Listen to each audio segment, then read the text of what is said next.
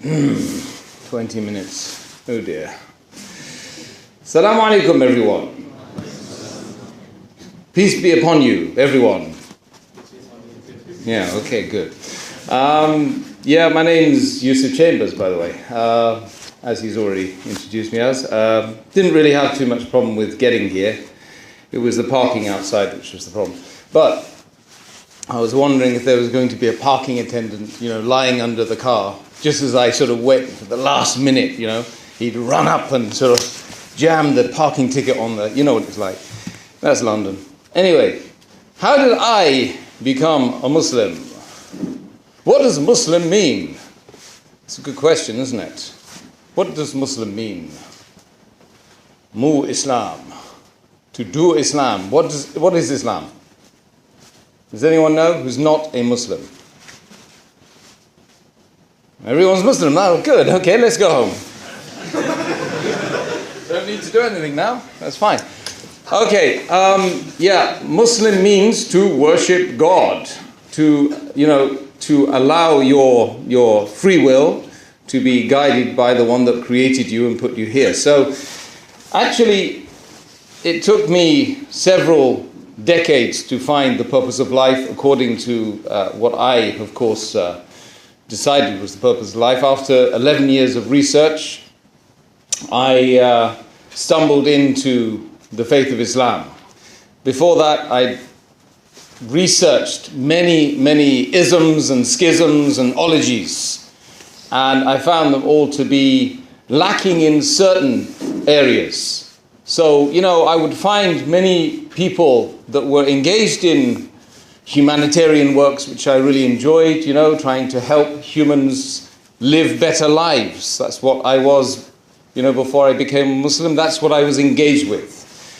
But essentially, there was one key problem that I could never really ascertain or, try and find the answer to, and that is, what on earth was I doing on the planet?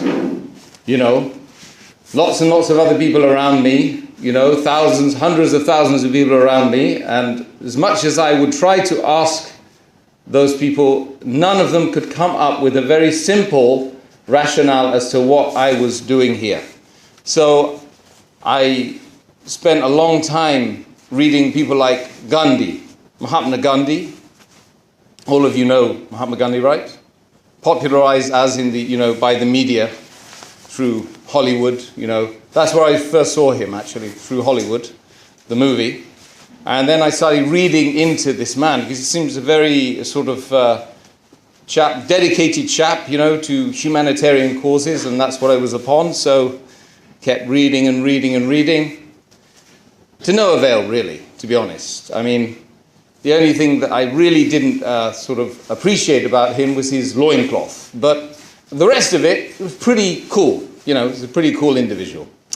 So anyway, he took on the Brits, didn't he? That's what I really liked about him. It's a bad time someone took on the Brits, And let's face it, they've taken on a few giants themselves in the past, haven't they? Anyway, so I moved on from Gandhi, really. I didn't really understand what the purpose of life was from him. I spent several months with some Buddhists, if you're American, Buddhists. And it was great. It was a great experience because they taught me how to meditate and taught me how not to drink coffee and tea and perhaps to be a vegetarian. So, and I experienced that part of that. My life was extremely, exciting. The meditation was very beneficial. And then one day, I popped the question to the main emir, you see. So the emir came in. He was a white man like me, you see. Just about white, anyway. And he said to me, how's it going? And I said, well, what's the purpose of life before you get the answer? He said to me, well, the purpose of life. So he was stirring his herbal tea, like you do when you're a Buddhist. Stir your herbal tea and make some for the people around you. And he said to me, to contemplate the supreme nothingness. The supreme nothingness. I said, wow, I just wasted 3 months.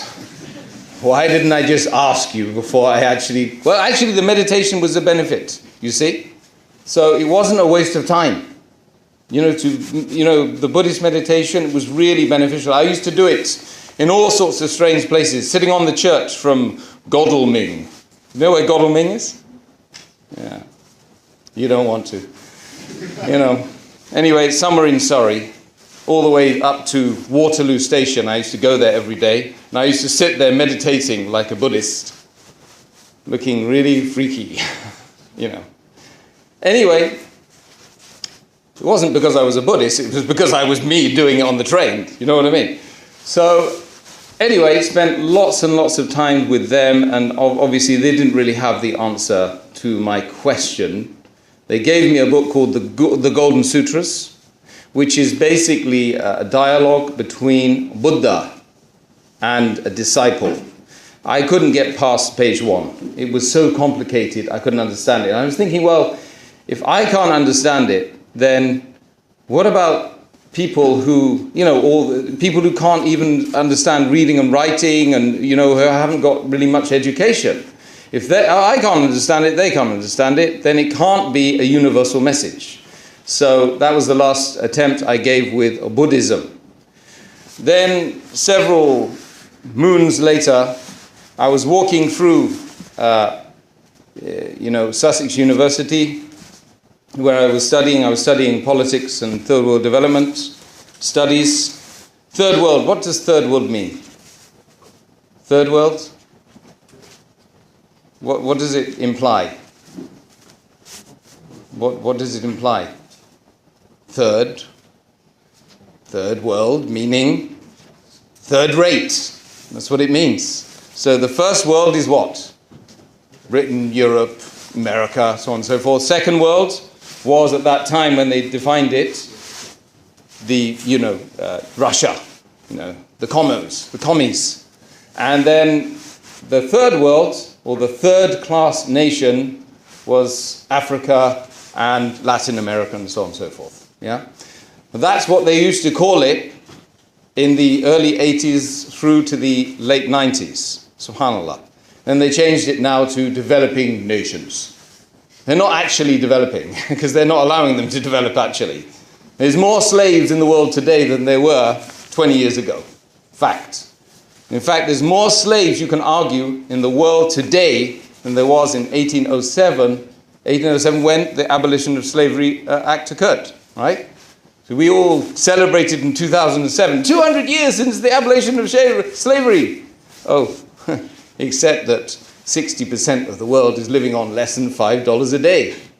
And they're enslaved to their employers. SubhanAllah. Anyway, going back to the story. Where was I? Oh, yes, I was walking through Sussex University. So I'm walking through, and this young lady comes to me and says, "Come to our meeting."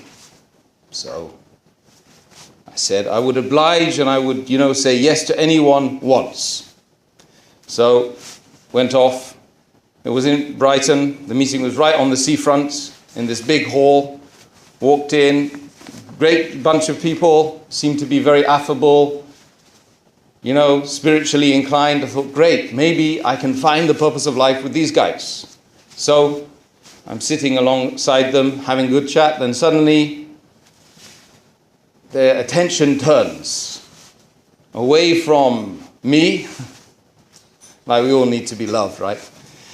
And to this man who appears on the stage with a guitar in his hands. So he's got a rock guitar, and another guy comes with drums. Starts playing. He starts singing. Jesus, Jesus is inside you. It's a bit like that, but I can't sing. And then, randomly, he just selects one person in the crowd, and he points to him and he says, "Put the devils inside you, boy!" A bit like that. Americanization. So there's me sitting at the back thinking, oh dear, I'm next. I know it. That's why they brought me here. Oh my God, what am I going to do? So the guy falls on the floor and then it's sort of fit, like a fit. He's shaking. And then a group of people that one of them who had invited me grabs hold of him and picks him up and starts swaying him. Jesus loves you. Like this. A whole group of them. So I'm quite freaked out by this, and I'm really not into staying around. So I edge my chair back very slowly but surely, and I run from the venue, and I never go back again. But guess what? It can be like that in some mosques, can't it? It's kind of like that in some of the mosques these days. Some crazy things going on. Don't go to India. If you want to know about Islam, don't go to India, yeah? Dargah. Oh, they're frightening places, man. So anyway, I'm glad I didn't go to dargahs before I found Islam, right? I'm glad I didn't see the Muslims, really. Subhanallah. Hey, there I am. I'm run. Whew. Oh, that was close.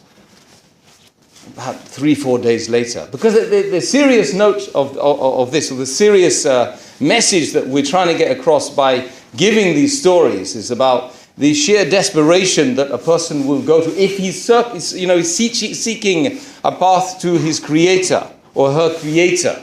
You know, they go through stress. They go through real difficulties on the way.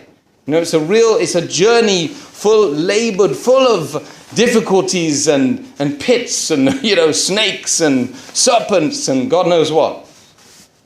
And it's rather like, the way I describe it is like living in a dark room, with a blindfold on. And you simply can't. You're on the chair with the blindfold on in the dark room, but you can hear stuff going on outside. And you can see small glimpses of light through the window. But you can't move and you don't know where the door is. Okay? And this is the way I describe my own, existence up until the fact that I found the Quran. So there I am. 3 days later, I've been reading all sorts of literature, and I start to get into astronomy. And I start to, look at the night sky and investigate, the heavenly bodies, the moon, the stars, the universe, the universes around me. And I start to think about the astronomical distances. And I start to feel very insignificant, very, subhanallah, very, extremely small and insignificant. I start to think, look, what has created this world? Whatever created this world must be absolutely magnificent compared to all the things that have ever been created. And there must be a purpose. If there's not a purpose, it's stupid. The whole thing's stupid. I start to see, look, the tree. How many purposes does the tree have? Creating oxygen for us to breathe, right? A place for animals, for birds to live. Beautification, shades, enriching the soil. All of these amazing things a tree has, but a human doesn't have a purpose? How stupid is that? So I'm thinking to myself, and I'm looking at this universe, looking at these incredible structures and this beautiful design, this magnificence. Words can't describe it. And every night I'm just crying. Just crying.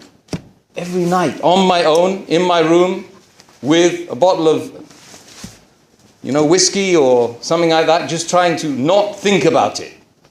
You see? I would argue many, if not most, of the people in the world today who don't really have a purpose, they are engaged in activities like this. I would argue it. I mean, I speak to many, so I have the proof, but kind of gives the game away, really. But so I'm there in my room. I'm thinking, look, most of the people here are Christians. So let me go and find a serious Christian theologian and let me speak to him. So I knock on the door of a church on the Lewis Road, and this place is built on the same specifications of Noah's Ark. I don't know how they worked it out, but you know. So went in, the guy says to me, I'm sorry, I don't have time to answer your question right now. I'm popping the question to him, the most important question that humans have been asking since the beginning of civilization, right? What's the purpose of life? What on earth am I doing here? What am I doing on the earth? So he says to me, come back on Monday. He makes me wait 3 days. I advise any Muslims, don't do that. Any Christians, don't do that. Any people of any persuasion or faith, engage with people. If they ask you the question, then answer it to the best of your ability. So 3 days later, I went back. He was kind of busy anyway, but he managed to give a window of opportunity for me to speak to him. And so he says, so how can I help you? I said, well, look, see, I've got an issue. What on earth am I doing on this planet?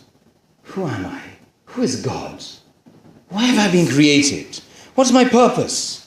And I'm pouring my heart out. I'm about to cry. Because when you're asking questions like that, and you think you're right on the verge, maybe, of finding out what this mystery is all about, you see.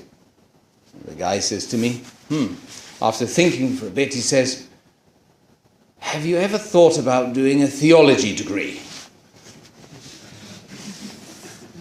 Look, you made me wait 3 days, mate, but you ain't making me wait 4 years. That's how long it takes. Trinity College, Dublin, I checked it all out. I decided against it because it was extremely dogmatic. It didn't seem to answer fundamental questions very, very easily. It seemed to make you want to have to learn a whole scientific language before it would tell you the basic thing. What are you doing here, man? I don't know. That's what he told me. He said, I don't think I can help you. So I went in search of a theologian. I found one. He said, I couldn't help you. Now, it could have been 1,000 other guys who would have answered the question, right? But this one, he didn't. I went out of that place pretty depressed. I can tell you that. I never went to the extent of considering taking my life or anything like that, but it got very close sometimes. It got very close. When you're living in that dark room with the blindfold on, you can just hear and see glimpses of something going on outside. And pretty much that's desperation levels are reached. Desperation. Thousands and thousands of people, probably even on this campus, that are probably feeling the same way. They don't talk to you about it to your face. Of course, we don't come to you and say, hey, I'm depressed. No, it doesn't happen like that. When they go home, and all the hullabaloo and all the lectures and all the food and all the invites and all the niceties. How are you doing? I love you. All this falsity you get these days, right? Hi, I love you. You know what I mean? Isn't it just perverse? Right? And then when you go home, and then, oh crap, not another day. And it was literally like that. It was literally like that. I spent 8 years going out every Friday and Saturday night, right? With one group of people, and one particular guy. And after 8 years, all he could tell me was, you know what, Tim? I would advise you one thing, and I can help you. I would advise you to go and see a shrink. After 8 years. Vamos? Finito? Oh my God. Life in 5 minutes. A lifetime in 5 minutes. Not possible. So, wow. He says, go and see a shrink. So he's saying fundamentally, anyone who asks pertinent questions, questions about the origin of man, about the creation of the universes, the heavens and the earth, and God knows what.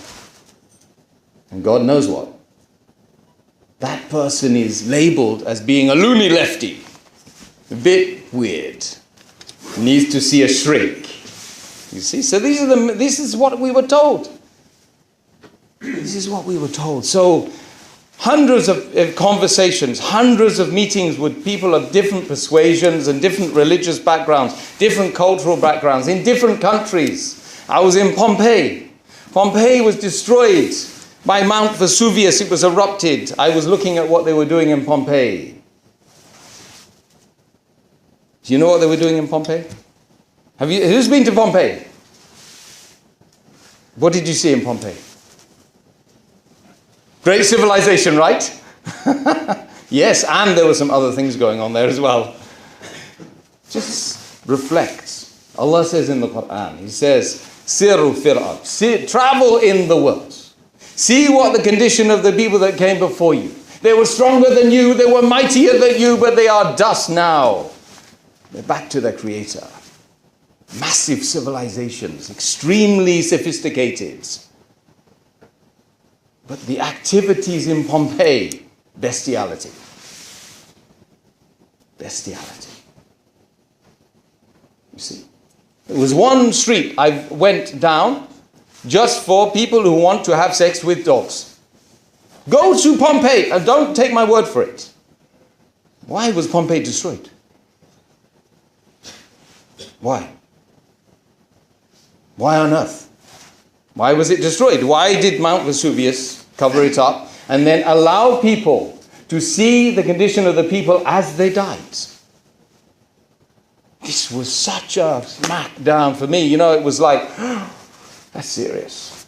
So all of these things and these incidents and these, the evidences that I was seeing were informing me of something higher power, some greater essence, some greater power. Then, after all of this, after all of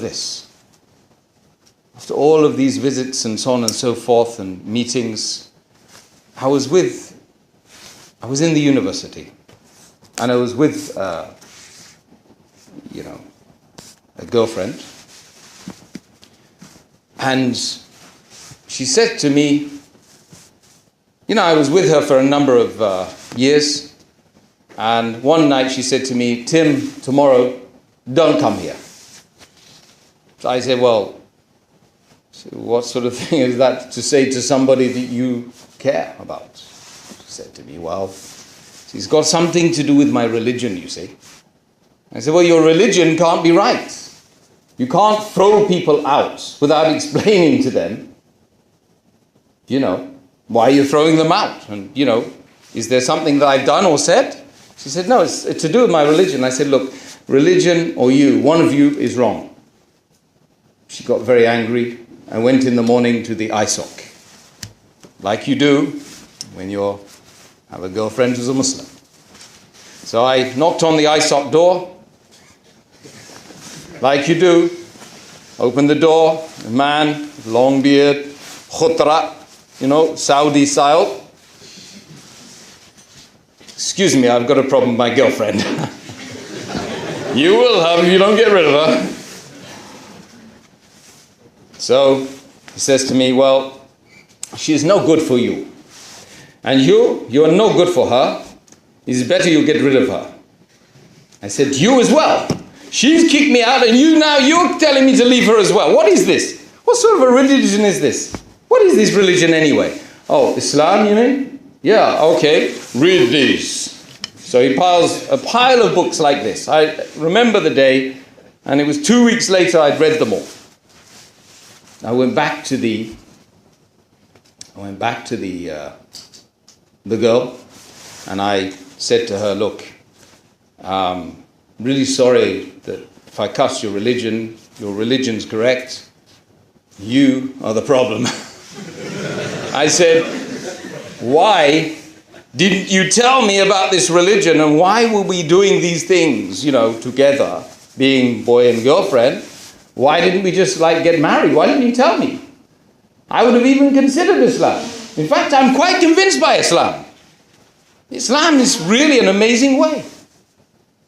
So I'd read all of this stuff, and slowly but surely, I started to understand more and more. Now, what was the month? Shahr Ramadan. The month of the Quran. The month where that big devil shaitan is locked up. So slowly but surely I found Islam, and I started to understand it. And then towards the end of Ramadan, one day I fasted one day. And it was like somebody had taken me out of the dark room and removed my blindfolds and shown me the rest of the world. And it's the first time I'd really seen the world through the eyes of a believer and the eyes of somebody that really had, it just started to live. Fundamentally just started to live. So then I kind of just kept washing myself, because I'd read about the ghusl and wudu, ghusl, baths and purification. So I was washing myself the whole night, I kept reading some Quran in English and then washing myself, really thinking I need to cleanse myself of all the stuff that I've done and thought and said in preparation for I don't know what. Because I didn't even know what I was doing, really. But in the morning, I ran out of the house and I found the first brown person with a white hat. Because that's all I knew. Islam was brown people with white hats. I said to him, excuse me, is there a mosque here? He said, oh yeah, just up there. So I walked into the mosque, and this guy grabbed hold of my collars at the top of the stairs and said, you're mine. He could really see there was something peculiar about me, I'm sure. And he said, Brother Najib, his name was. He was Tabliki brother. Tabliki brother. MashaAllah. Big smile. Full of promises, man. MashaAllah. And he grabbed hold of me and said, what are you doing here? I said, I've come to accept Islam. And I need you to go through the ropes with me. He said, well, what do you know about Islam? So I explained Islam to him, because I've been reading. I probably read more about Islam than most Muslims do anyway, in that 2 weeks, you see. So I'd read through it, and I was totally convinced, and was ready to take the Shahada. And then he says, took me up to the Imam, and that was just after Fajr in the last 10 days of Ramadan. So it was ram-jammed, the mosque was full. So I took the Shahada, and just a small issue of about 300 men that hugged me. I've never been hugged by a man up until that point. Even my father hadn't hugged me. So it was quite an amazing experience, really. It's quite enjoyable, really. I said, let's do some more hugging, You know what it's like. It becomes like a dance after a while, thousands and thousands of people. MashaAllah, great stuff. I have to say that, that ever since life has become a major test, it's been I'm sure Sarah and Tracy, no, sorry, I'm only joking.